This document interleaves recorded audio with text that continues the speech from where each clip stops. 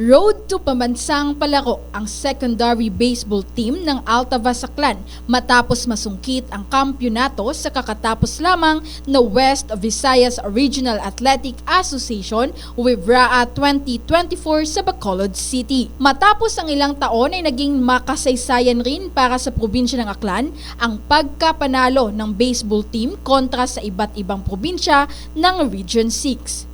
Sa score kasi na 10/5, linampaso ng Aklan ang Team Negros dahilan ng makuha ang gold medal. Ang naturang team ng Aklan ay iprenesenta ng Altavas National School Baseball Team na merong 12 miyembro. Sa panayam ng K5 News FM Kalibo kay Coach Ryan Ropa, nauna nang nagkumpit ang ilang miyembro ng Aklan Baseball Team sa WIVRAA sa elementary level kung kaya't may mga kaalaman na ito sa mga dapat gawin sa oras ng pagsasanay. Hindi naman anya inaasahan na makukuha nila ang kampyonato lalo na't mailap at mahirap talunin ang mga defending champions ng ilang taon sa WIVRAA, ang Iloilo at Negros Occidental. Naging hamon din sa kanilang pagsasanay ang pagkakaroon ng injuries ng mga players, sobrang init ng panahon at ang paghahati-hati ng oras sa pag-aaral at training. Pahayag pa ni Coach, naging susi din sa kanilang tagumpay ang pagkakaisa at pagtutulungan ng bawat players sa naturang laro. Samantala, nakatakda namang susulong na ang grupo sa palarong pambansa 2024 na gaganapin sa Cebu City sa July 6 to 17, 2024.